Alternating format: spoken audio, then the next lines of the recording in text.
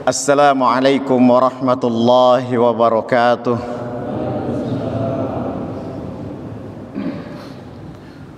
Alhamdulillahilladzi bini'matihi tatimmus salihat. Walhamdulillah hamdan katsiran tayyiban mubarakan fih kama yuhibbu rabbuna wa yardah.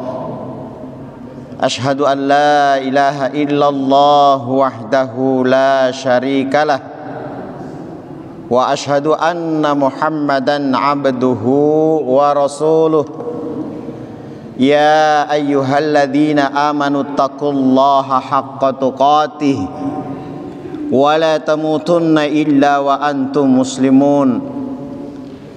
Ya ayyuhan nasu taqu rabbakumul ladzi khalaqakum min nafsin wahidah wa khalaqa minha zawjaha wa batha minhuma rijalan katsiran wa nisaa wattaqullaha alladzi tasaaluna bihi wal arham innallaha kana 'alaikum raqiba.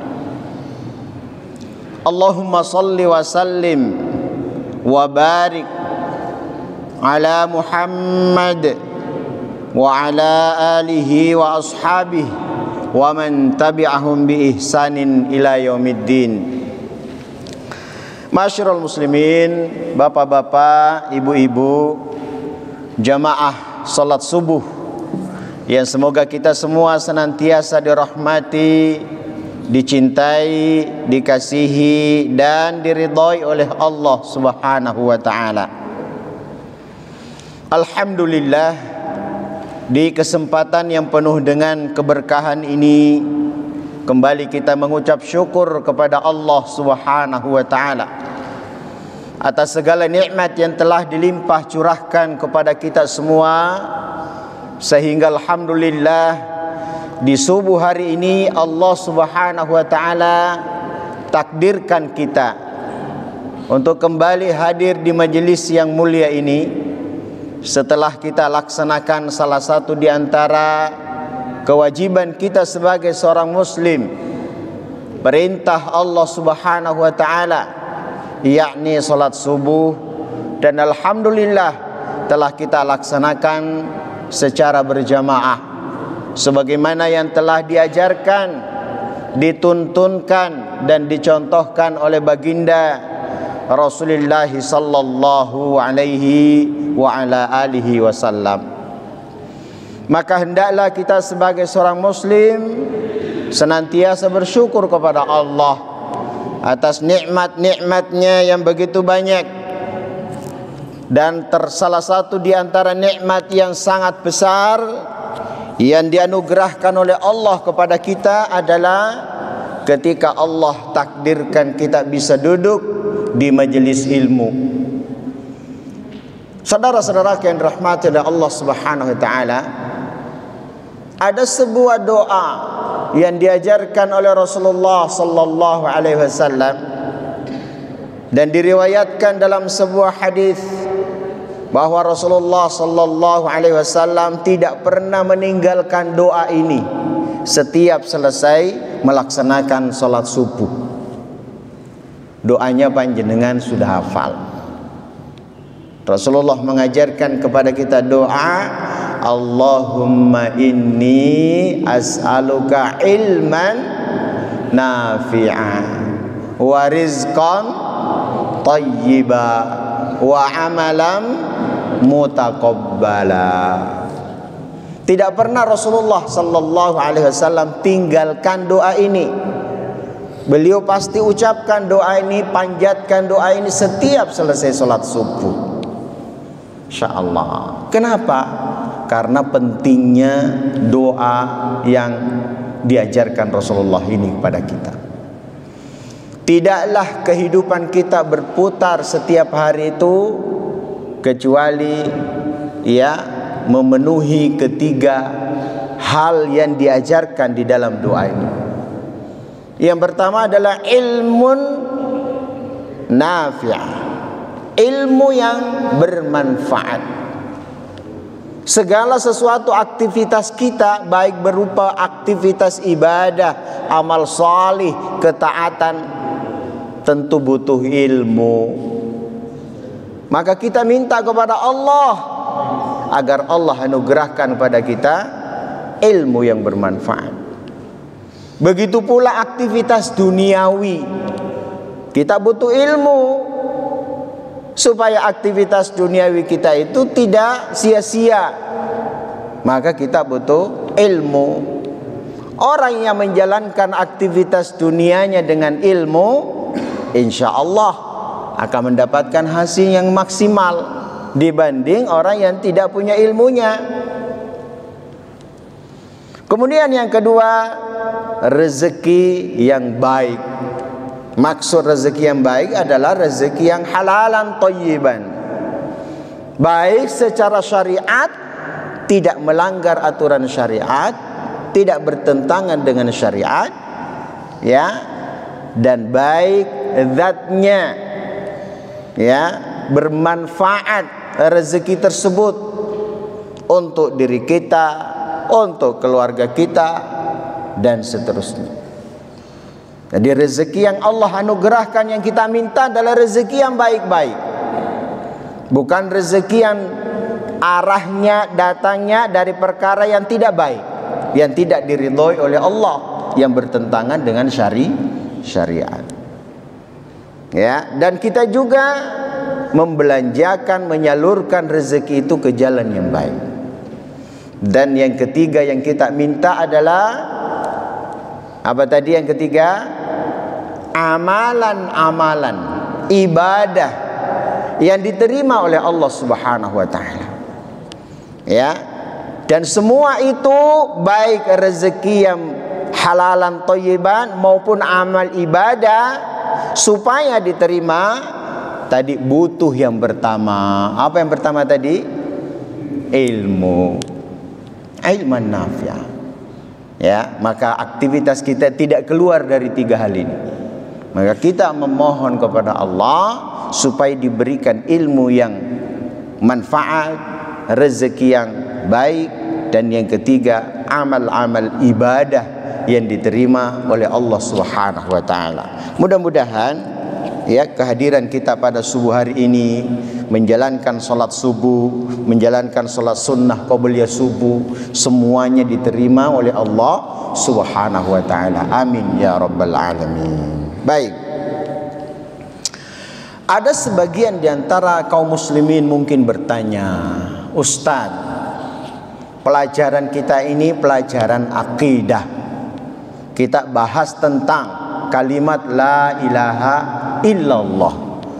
Makna kalimat la ilaha illallah yang benar, syarat-syaratnya dan rukun-rukunnya. Apa memang seperti itu diajarkan oleh Rasulullah? Apakah Rasulullah sallallahu alaihi wasallam pernah mengajarkan tentang makna-makna kalimat la ilaha illallah? Apakah Rasulullah pernah mengajarkan, oh, rukun la ilaha illallah itu ada dua. Yang pertama namanya an-nafyu, yang kedua namanya al-itsbat. Oh, syarat-syarat la ilaha illallah itu ada 8. Atau dalam kajian yang lain ada 7. Apa memang Rasulullah ajarkan seperti itu? Maka jawabannya secara urutan-urutan, rincian-rincian seperti itu, memang tidak seperti itu diajarkan oleh Rasulullah.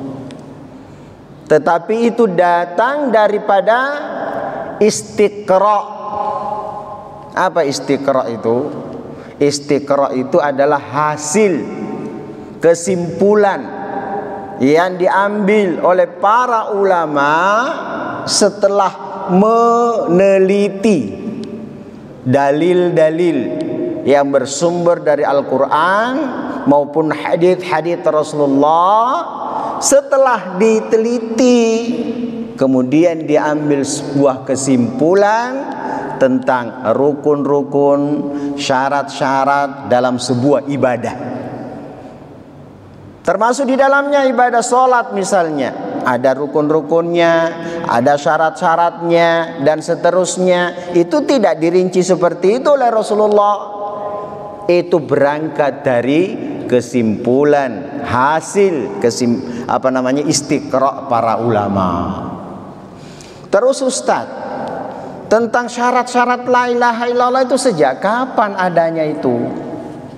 Dan ulama siapa yang mengajarkan itu? Apa itu karangan? Maka jawabannya sekali lagi bahwa itu diambil, disimpulkan dari hasil penelitian dalam waktu yang lama, bukan dalam waktu yang sesingkat-singkatnya, bukan, dalam waktu yang lama. Ya, diriwayatkan oleh Ibnu Rajab Al-Hambali bahwasannya seorang ulama besar bernama Al-Hasan Al-Basri, dia tabaqatnya itu adalah ulama tabi'in. Kenapa dikatakan ulama tabi'in? Karena mereka belajar kepada siapa? Ulama tabi'in belajar kepada siapa? Para sahabat. Ulama tabi'in itu belajar kepada para sahabat. Al-Imam Al-Hasan Al-Basri dalam riwayat atau dalam sejarah, beliau wafat kurang lebih tahun 110 Hijriah. 110 Hijriah. Ya, jadi sudah 100 tahun lebih sejak wafatnya Rasulullah, baru kemudian beliau wafat. Ya. Beliau pernah berkata bahwasannya la ilaha illallah itu ada syarat-syaratnya, ada kewajiban-kewajibannya. Karena mendengarkan bahwa ada yang berkata, wahai imam, orang-orang berkata berdasarkan hadis, man qala la ilaha illallah dakhalal jannah. Siapa yang mengucapkan la ilaha illallah itu masuk surga. Maka Al-Imam Al-Hasan Al-Basri mengatakan ucapan itu benar, tapi tidak cukup hanya dengan ucapan. Dia harus menjalankan kewajiban-kewajibannya, kandungan yang ada di dalam kalimat la ilaha illallah tersebut. Jadi sejak Imam Al-Hasan Al-Basri sudah ada hal tersebut. Cuma beliau tidak merinci satu persatu ini. Itu berdasarkan istiqra'nya para ulama berikutnya. Ya, kemudian dalam suatu riwayat yang lain dikatakan ulama yang lain, namanya Imam Wahab bin Munabbih, ini pernah dengarkan, rahimahullah. Kalau tidak salah dia wafat tahun 114 Hijriah. Ya, tahun 114 Hijriah. Orang bertanya, wahai imam, Rasulullah sallallahu alaihi wasallam bersabda, kalimat la ilaha illallah itu kan miftahul jannah, kuncinya surga. Jadi kalau orang sudah mau masuk surga atau sudah mengucapkan la ilaha illallah, berarti dia sudah bisa masuk surga. Apa jawaban beliau? Betul. Akan tetapi ketahuilah bahwa setiap kunci itu ada geriginya, ada gigi-giginya. Nggak ada kunci itu polosan, ya, besi polosan, tidak ada. Kunci itu pasti ada geriginya. Ya, kalau ada kunci kemudian ada geriginya, itulah yang bisa menyebabkan pintu tersebut bisa terbuka dengan kuncinya yang ada geriginya. Nah, geriginya itulah yang disebut dengan syarat-syarat la ilaha illallah.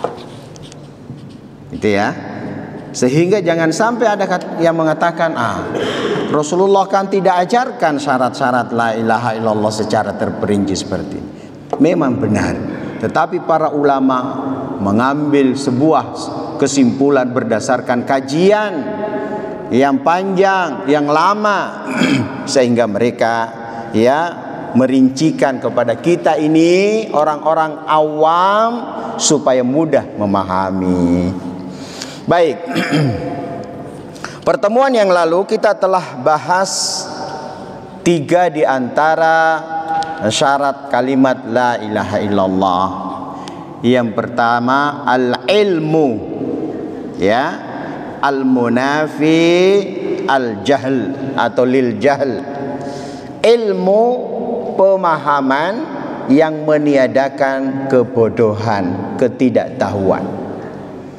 Yang kedua al-yaqin al-munafi lisyakki, keyakinan yang menghilangkan, yang menafikan, yang meniadakan keraguan. Yang ketiga al-qabulu al-munafi firraddi, yaitu menerima yang menafikan penolakan atau sikap penolakan. 3 hal ini telah kita bahas pada pertemuan yang lalu. Sekarang silahkan panjenengan lihat di modul yang ada di hadapan panjenengan. Kita akan masuk ke yang keempat, yaitu al-inqiyadu al-munafi litarki. Apa yang dimaksud dengan al-inqiyadu? Al-inqiyadu artinya tunduk, tunduk, patuh terhadap kandungan atau konsekuensi dari kalimat la ilaha illallah. Penulis mengatakan dalam kitabnya ini, yang dimaksud dengan al-inqiyadul munafi litarki di sini adalah maknanya, maksudnya an ta'budallaha wahdahu, bahwa engkau menyembah Allah Subhanahu wa taala satu-satunya sesembahan, wa tanqada li syari'atihi, dan engkau tunduk, taat, patuh kepada syariatnya, yaitu menjalankan konsekuensi kalimat la ilaha illallah.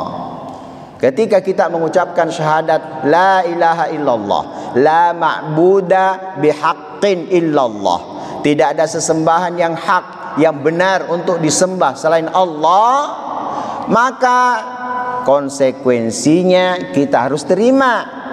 Kita harus tunduk, patuh menjalankan syariatnya. Kalau ada orang mengucapkan la ilaha illallah tapi menolak atau tidak mau tunduk, tidak mau patuh, tidak mau mentaati syariat Allah Subhanahu wa taala, maka bisa saja kita katakan bahwa ucapannya dusta, ucapannya bohong, tidak sesuai dengan kenyataan. Maka ketika kita sudah mengucapkan kalimat la ilaha illallah, memahami maknanya, maka satu syarat yang harus terpenuhi adalah kita harus taat, tunduk, patuh kepada konsekuensi yang ada di balik kalimat tersebut. Wa tu'mina biha, dan beriman kepadanya, beriman kepada kalimat tersebut, beriman kepada Allah Subhanahu wa taala. Wa ta'taqida annahal haq, dan yakin, atau meyakini bahwa syariat Allah Subhanahu wa taala itu benar. Jadi ketika kita mengucapkan la ilaha illallah, tunduk patuh menjalankan syariat Allah, membenarkannya dan juga meyakininya. Itu makna dari al-inqiyadu al-munafi litarki. Ad-dalilu qauluhu ta'ala, dalilnya adalah firman Allah Subhanahu wa taala. Jadi saya ingatkan lagi bahwa semua yang menjadi syarat-syarat la ilaha illallah ini semua ada dalilnya. Dalil dari Al-Quran, dalil dari sunnah Rasulullah sallallahu alaihi wasallam. Ya. Ad-dalilu qauluhu ta'ala, dalilnya adalah firman Allah Subhanahu wa taala dalam surat Az-Zumar ayat 54. Wa anibu ila rabbikum wa aslimu lahu. Kembalilah kamu kepada Tuhanmu. Ya, dalam pengertian yang lain, bertaubatlah kepada Tuhanmu. Ketika kita melakukan kesalahan, menyimpang, atau orang-orang yang tadinya bukan sebagai seorang muslim, maka dia diperintah oleh Allah kembali kepada Tuhanmu, Rabbmu yang menciptakan kamu. Kemudian wa aslimu lahu, berserah dirilah kepadanya, tunduk patuhlah kepadanya dengan menjalankan syariatnya. Maka ketundukan dan kepatuhan menjalankan syariat Allah Subhanahu wa taala itu dalam segala situasi dan kondisi, baik kita itu suka ataupun tidak suka, senang atau tidak senang, kita tunduk patuh menjalankan syariat Allah Subhanahu wa taala. Ya, jangan sampai kita membeda-bedakan syariatnya Allah, perintah-perintahnya Allah. Kalau suka kita kerjakan, tidak suka kita tidak kerjakan. Tidak demikian. Ya, tentu nanti di sana ada perkara yang masuk dalam hal yang disebut dengan al-istita'ah, kemampuan. Itu beda lagi. Tetapi apapun syariat Allah, apapun hukum-hukum Allah yang ditetapkan dalam syariatnya, di dalam Al-Quran dan sunnah Rasulnya, kita semua terima dan kita berusaha tunduk patuh menjalankannya. Tidak satu pun kita tolak. Tidak satu pun kita tolak. Walaupun kita belum mampu menjalankannya, kita yakin bahwa itu adalah syariat Allah, ya kita terima. Ya, kita berjalankan sesuai dengan kemampuan kita. Karena Allah Subhanahu wa taala berfirman, fattaqullaha mastata'tum. Bertakwalah kepada Allah Subhanahu wa taala sesuai dengan kemampuanmu. Sesuai dengan kemampuan maksudnya di sini adalah sekuat-kuat kemampuanmu. Tapi kalau tidak mampu, ya gimana lagi? Contohnya, kita diperintahkan, diwajibkan menjalankan ibadah haji. Tapi di sana ada syaratnya, yaitu al-istita'ah, kemampuan. Tapi kita terima, kita tunduk patuh dengan syariat ibadah haji. Hanya saja mungkin kita belum mampu. Begitu juga syariat-syariat yang lain. Tidak boleh kita tolak. Kita semua yakin bahwa semua perintah Allah itu besar atau kecil, semua itu adalah kebaikan. Pasti membawa maslahat dan manfaat. Semua syariat Allah itu mengandung kebaikan. Apapun perintah Allah itu pasti mengandung kebaikan, manfaat dan maslahat. Ya. Maka kita berusaha untuk menjalankannya. Allah berfirman, ya ayyuhalladzina amanu udkhulu terus fis-silmi kafah. Wahai orang-orang yang beriman, masuklah kalian ke dalam Islam itu secara kafah. Terima semua syariat Allah, tunduk patuh menjalankannya sekuat-kuat kemampuan kita. Jangan kita pilih-pilih, yang senang kita kerjakan, yang tidak senang kita tinggalkan. Karena ajaran Islam ini bukan prasmanan, ya, bukan prasmanan. Ajaran Islam ini akan membawa kebaikan, kemaslahatan, kemanfaatan kepada seluruh umat manusia jika dijalankan.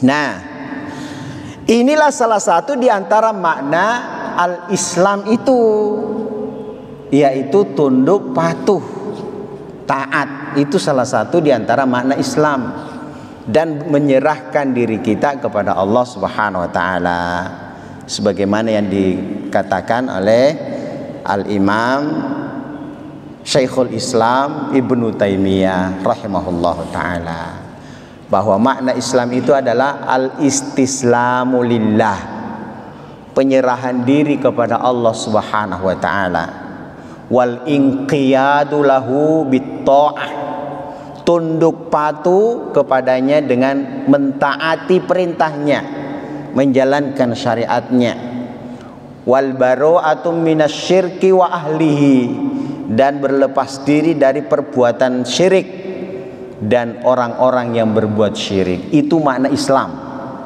ya, makna Islam menurut Syekhul Islam Ibnu Taimiyah. Allah Subhanahu wa taala berfirman dalam surat Ali Imran ayat 83. Ini saya tambahkan dalil, mungkin tidak ada di situ. Surat Ali Imran ayat 83, Allah berfirman, afa ghaira dinillahi yabghun, apakah mereka itu mencari agama selain Islam, selain yang diturunkan oleh Allah Subhanahu wa taala, walahu aslama man fis samawati wal ard, padahal seluruh makhluk yang ada di langit dan bumi aslama, menyerahkan dirinya kepada Allah, tunduk patuh kepada Allah Subhanahu wa taala, tau'an wa karhan, baik dalam keadaan dia suka maupun terpaksa. Wa ilaihi yurja'un, dan kepada Allah lah akan kembali seluruh urusan, dan seluruh makhluk akan kembali kepada Allah Subhanahu wa ta'ala. Maka dari poin yang keempat ini kita mengambil sebuah pelajaran. Ketika kita sudah berani mengucapkan la ilaha illallah, kita harus terima konsekuensinya berupa ketundukan, ketaatan, kepatuhan kepada apa yang Allah tetapkan di dalam agamanya atau di dalam syariatnya yang diajarkan oleh Rasulullah sallallahu alaihi wa ala alihi wasallam. Kemudian dalam sebuah hadis Rasulullah sallallahu alaihi wasallam pernah bersabda, hadis ini diriwayatkan oleh Tirmidzi dan dinyatakan sebagai hadis hasan sahih, dari sahabat yang mulia Abdullah ibnu Amr bin Al-As, putranya ya Amr bin Al-As, sahabat Nabi radhiyallahu taala anhuma. Qala, Rasulullah sallallahu alaihi wasallam bersabda, qala, dia berkata, maksudnya di sini Abdullah bin Amr bin Al-As, qala Rasulullah sallallahu alaihi wasallam, Rasulullah sallallahu alaihi wasallam pernah bersabda, la yu'minu ahadukum, tidak beriman, maksudnya di sini tidak sempurna iman seseorang di antara kalian. Bukan berarti sama sekali tidak beriman, tapi tidak sempurna imannya. Hatta yakuna hawahu taba'an, sehingga hawa nafsunya, keinginannya, kesenangannya mengikuti lima ji'tu bih, apa yang aku bawa. Ya. Jadi iman seseorang itu tidak sempurna sampai dia mengikuti, mentaati, menjalankan apa-apa yang dibawa oleh Rasulullah sallallahu alaihi wa ala alihi wasallam. Ya, ini hadis yang merupakan dalil tentang apa tadi yang keempat, al-inqiyadul munafi litarqi, tunduk patuh taat kepada Allah Subhanahu wa taala. Baik, kita masuk yang kelima. Ya, syarat kalimat la ilaha illallah. Yang kelima adalah al-ikhlasul munafi lisyirki. Ikhlas. Ikhlas itu secara bahasa artinya murni, bersih, suci. Ya, artinya bersih, murni, suci tujuannya dalam beribadah semata-mata hanya kepada Allah Subhanahu wa taala. Tidak dicampuri dengan niat-niat dan tujuan yang lain. Tidak untuk dunia, tidak untuk Rabb atau tidak untuk ilah-ilah, sesembahan yang lain. Murni karena Allah Subhanahu wa taala. Itu makna ikhlas. Ya, maka Asy-Syaikh mengatakan makna dari ikhlas di sini adalah antukhlisa jami'al ibadati lillah, yaitu mengikhlaskan semua bentuk ibadah hanya semata-mata karena Allah wahdahu, satu-satunya sesembahan. Wala tusrifu minha syai'an li ghairillah, dan tidak memalingkan suatu ibadah kepada selain Allah Subhanahu wa taala. Maka ketika kita mengucapkan la ilaha illallah, maka kita harus menerima syaratnya bahwasannya kita tidak menyembah, kita tidak beribadah kepada selain Allah Subhanahu wa taala. Ad-daliluhu qauluhu ta'ala. Nah, jadi poin-poin tadi itu sebanyak 7 atau 8 itu semua dibangun di atas dalil. Semua ada dalilnya. Ustadz, kenapa sih harus ada dalil? Ya karena agama ini memang agama dalil. Agama ini diturunkan oleh Allah dengan dalil, dengan hujjah, dengan keterangan yang nyata, yang sumbernya dari wahyu Al-Quran dan sunnah Rasulullah sallallahu alaihi wasallam. Allah Subhanahu wa taala berfirman dalam suratul Bayyinah ayat 5. Panjenengan sudah hafal. Nah, kita sering baca. Wa ma umiru illa liya'budullaha mukhlishina lahud-din hunafa. Allah berfirman, padahal atau tidaklah mereka itu disuruh kecuali agar menyembah Allah, beribadah hanya kepada Allah Subhanahu wa taala dengan memurnikan ketaatan kepadanya di dalam menjalankan agama yang lurus, agama atau syariat Allah Subhanahu wa taala yang lurus ini. Diperintahkan kita semuanya, orang-orang beriman yang mengucapkan la ilaha illallah, bahwa kita tidak menyembah, kita tidak beribadah, kita tidak menunjukkan bentuk-bentuk peribadatan kecuali hanya kepada Allah Subhanahu wa taala. Kemudian di ayat yang lain, saya tambahkan ayat yang lain dalam surat Az-Zumar ayat 2. Allah Subhanahu wa taala berfirman, "Inna anzalna ilaikal kitaba bil haqq." Sesungguhnya kami telah menurunkan Al-Quran itu kepadamu wahai Muhammad dengan kebenaran atau membawa kebenaran.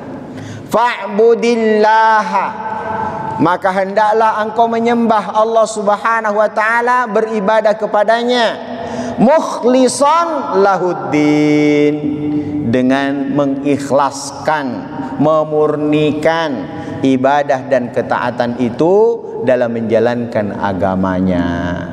Ini jelas bahwa ketika kita beribadah itu semata-mata hanya kepada Allah, tidak boleh dipalingkan kepada selain Allah. Rasulullah sallallahu alaihi wasallam bersabda dalam sebuah hadis diriwayatkan oleh Al-Bukhari dari sahabat yang mulia Abu Hurairah radhiyallahu taala anhu. Ya, Rasulullah pernah bersabda, as'adun nasi bi syafaati yaumal qiyamah.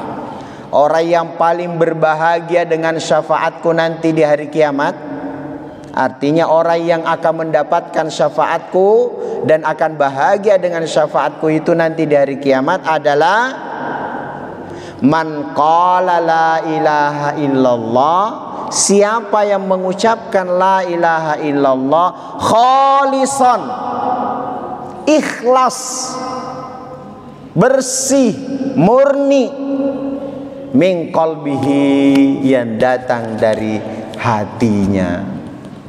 Ya.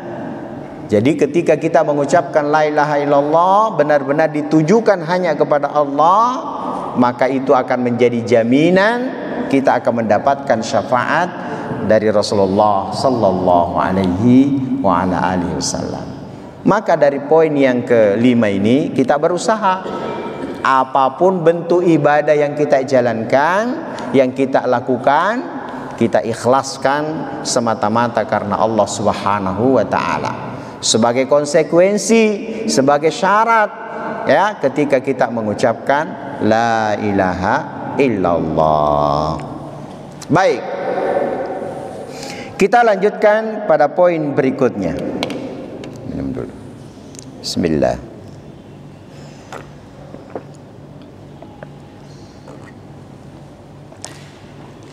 Poin berapa sekarang? Poin yang keenam. Poin yang keenam adalah as-sidqu al-munafi lil kadhibi. Jujur.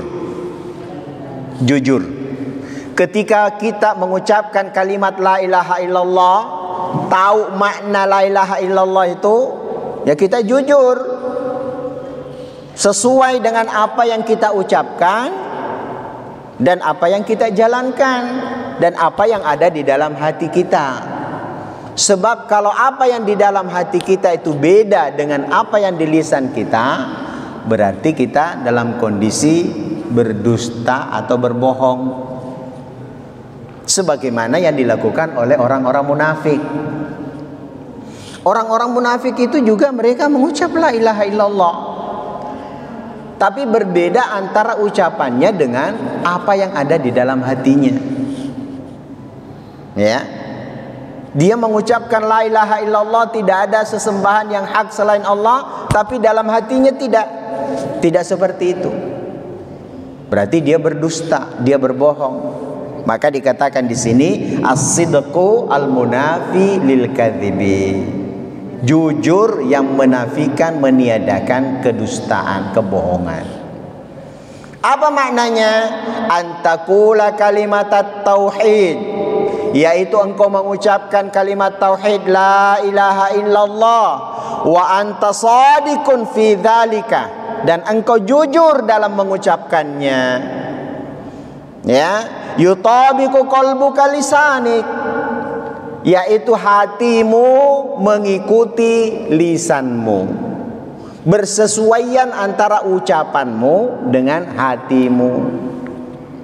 Maka jangan sampai ada di antara kita kaum muslimin, ya, ketika kita ucapkan la ilaha illallah itu kita sudah memahami konsekuensi dan maknanya, tapi berbeda dengan apa yang ada di dalam hati kita. Ya, berbeda dengan apa yang di dalam hati kita.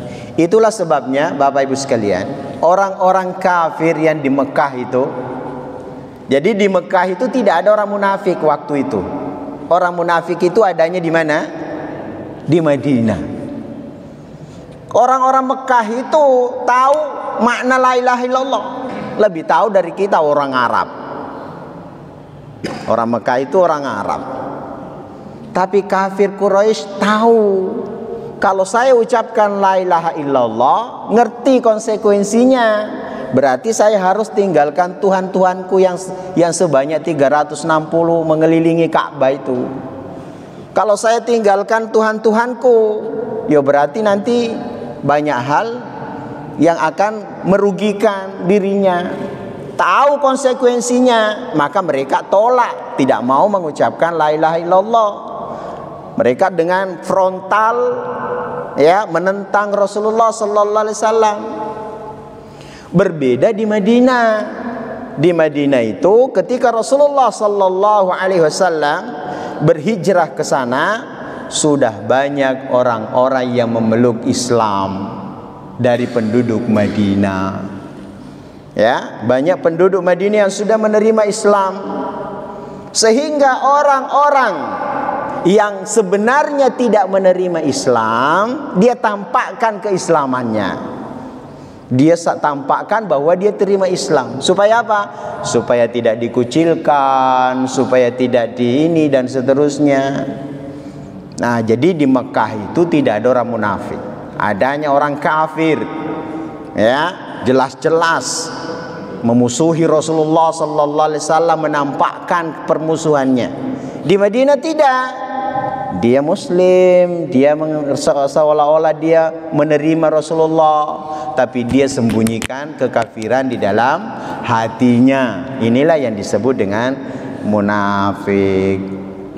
Nah, orang-orang yang mengucapkan la ilaha illallah dengan lisannya, tapi dia dia tidak menerima maknanya, konsekuensinya dalam hatinya, berarti dia berdusta, dia berbohong.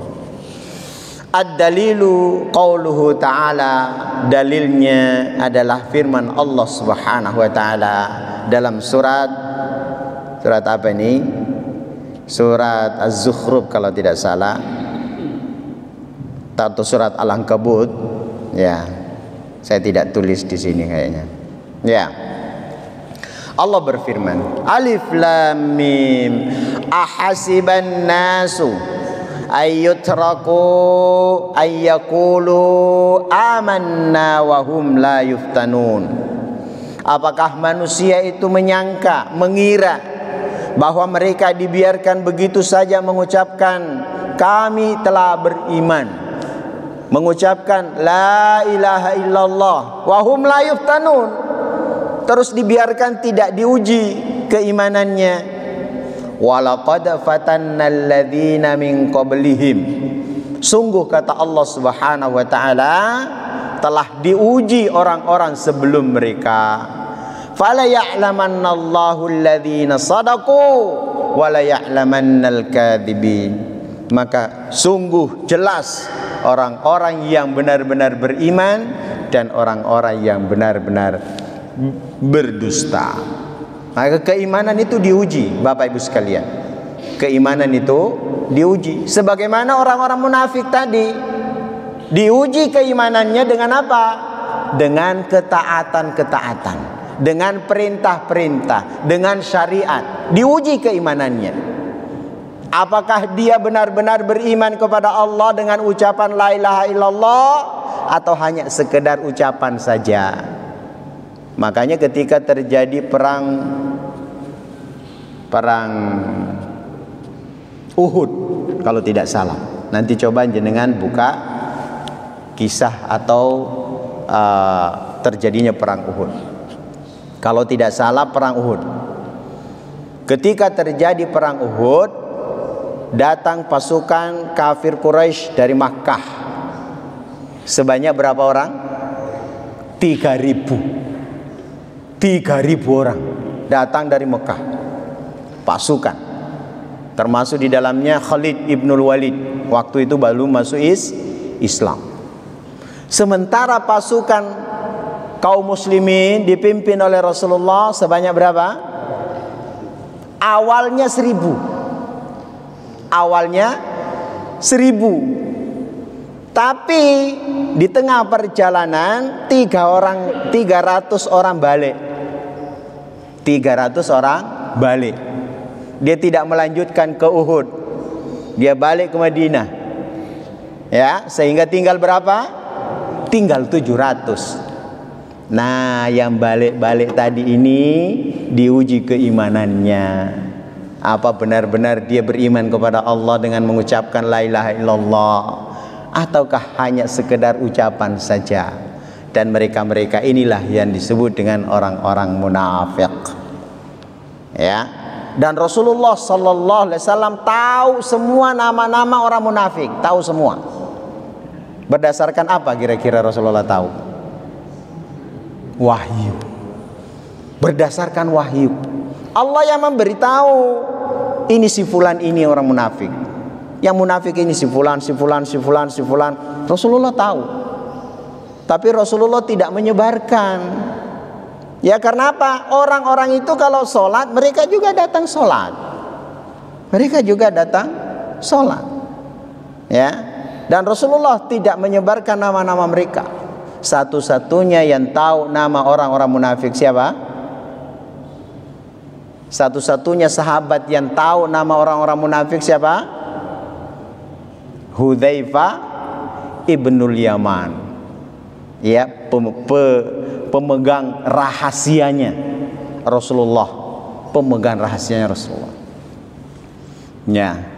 Maka sahabat-sahabat itu lihat, khususnya Umar ibn Khattab. Kalau ada orang mati, orang Islam mati, kalau sahabat Hudzaifah ikut sholat, berarti orang itu bukan orang munafik.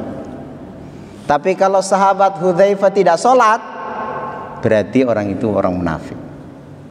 Ya. Dan sahabat Umar ibn Khattab sering sekali datang kepada Hudzaifah, tanya, wahai Hudzaifah, apakah aku termasuk yang disebut-sebut oleh Rasulullah? Coba lihat itu.